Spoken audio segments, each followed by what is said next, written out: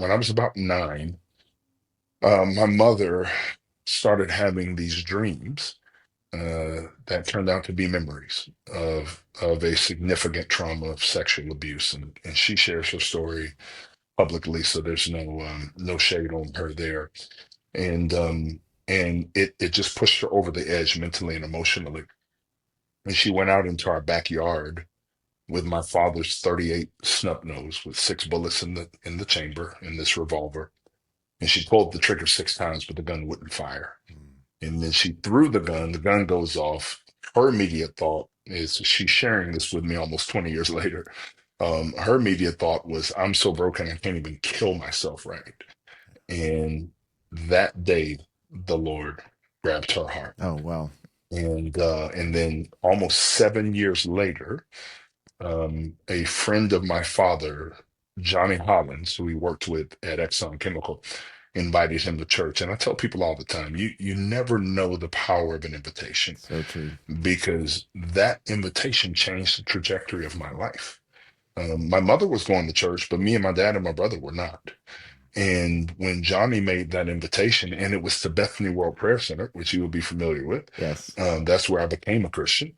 Um, Johnny made that invitation, and my dad said, "Okay, well, I'll go because it's my friend." And that night at this men's event, God got his heart, and he became a Christian. And a couple of weeks after that, a young man named Judah Vidros discovered that not only were we going to church together, but he lived around the corner from me. So he started showing up at the basketball court where I played basketball every day, inviting me to youth group. And I finally relented after several weeks of harassment. I always tell people he harassed me into the kingdom. After several weeks of harassment and being made fun of by my friends, because this little Tom Cruise looking kid was coming up trying to tell us all about Jesus every day.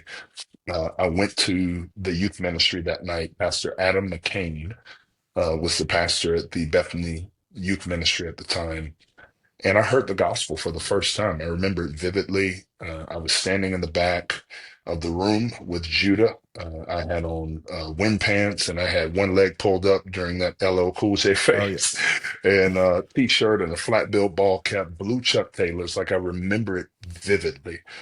And I remember just weeping as he explained what Jesus had done for us, and that he wanted us, no matter what we've done, no matter where we've been, no matter how we've hurt other people or been hurt by people, that Jesus wanted us. And I began to cry, as I said, and I turned to Judah.